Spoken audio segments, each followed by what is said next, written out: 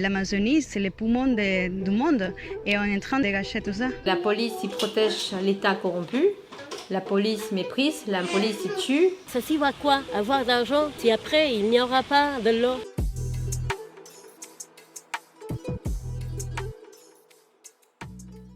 Fukui, que c'est un territoire indigène où il y a les peuples originaires, les frères, sœurs là-bas, ils sont en train de se battre contre la mine de lithium.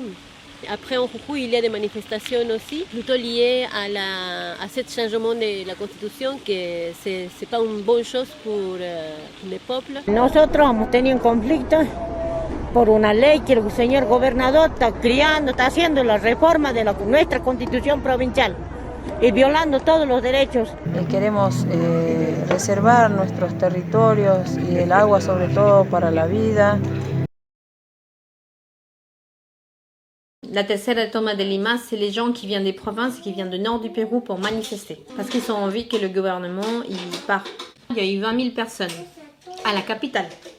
Mais il y a eu les manifestations aussi dans les autres provinces du Pérou.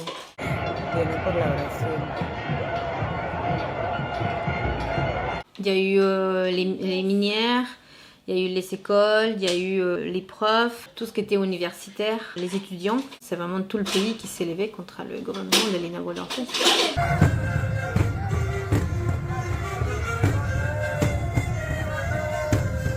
Le but, c'est venir à Lima et sortir les gens qui sont au palais, la présidente, ces gens-là qui sont autour d'elle en train de faire des dégâts au pays. En fait.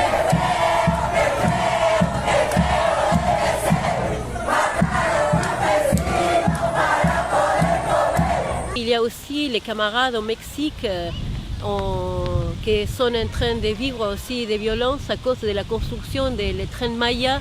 Et voilà, il y a plusieurs peuples indigènes, il y a plusieurs forêts, jungles qui sont en train d'être détruits pour ce projet.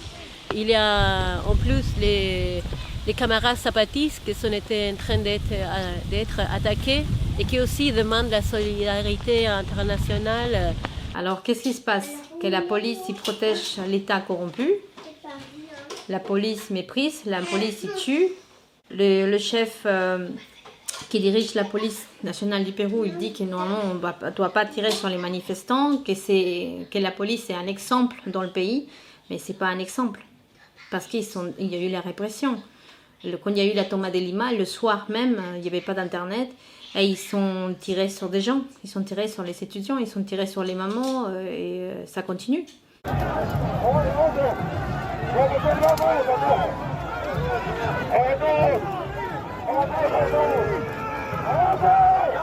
Et c'est un exemple, parce que en Amérique latine, avec les répressions des autres pays, ce qui s'est passé en Venezuela, ce qui se passe en Bolivie, ce qui se passe en Équateur, à Jujuy en Argentine, on voit bien qu'ils se vendent par un poignet d'argent aux Américains, quoi.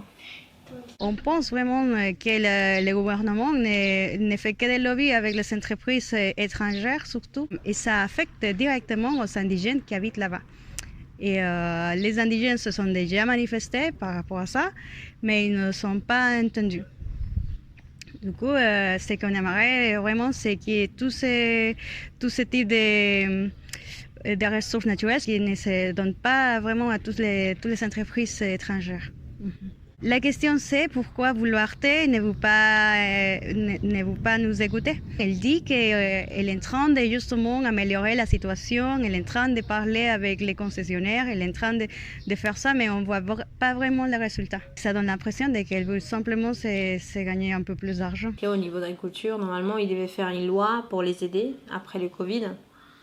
Il n'y a pas eu des aides, il y a eu des aides pour les grandes entreprises.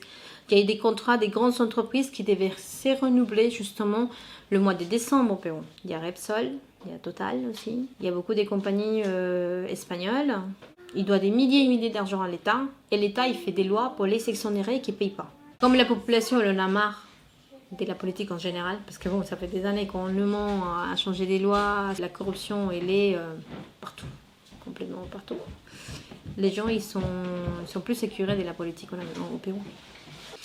On a marre des politiques corrompues. Hein. On voit bien qu'il y a plus et plus de répression. Chacun cherche leur intérêt personnel, hein. Pas la population, pas ce qui vraiment ils ont besoin de la population. C'est une lutte pour la vie. Et voilà, avec la connaissance de que toute cette entreprise qui rentre, ils ne dialoguent pas avec les peuples. Ils essayent de faire croire que c'est une bonne chose pour eux. Ese plan, ¿no?, que tienen de saqueo, de extractivismo, no va más, porque solamente se puede instaurar bajo la opresión, desplazar a las comunidades originarias, no reconocer su territorio, avanzar sobre las conquistas de los trabajadores. Por eso esta resistencia es importante, ¿no? Comment à l'époque de la colonisation, les invaseurs, ils ont fait un peu la même stratégie, mais après, voilà, la violence, et c'est un peu la même dynamique.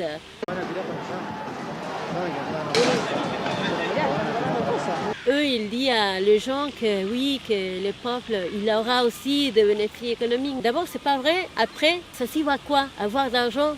Si après, il n'y aura pas de l'eau. Et si après, toute la terre ça sera contaminée, et toute la nourriture sera contaminée, et tous les gens, il aura des maladies. Ça s'y va quoi, avoir d'argent? Il y a des luttes dans le monde qu'il faut défendre, hein. Comme l'eau, comme il y a des pays qui restent sans eau, les mines à ciel ouvert au Pérou, la nouvelle loi qu'ils sont en train de faire pour chasser les tribus de l'Amazonie de leurs terres parce qu'il y a un intérêt de pétrole, ça contamine et personne ne dit rien. Donc il y a des luttes qu'il faut vraiment se lever et qu'il faut vraiment dire, quoi. L'année dernière, l'entreprise Repsol a fait tomber, je pense que c'était plus de 5000 litres de pétrole sur la mer et ça a été un chaos vraiment pour toute la biodiversité.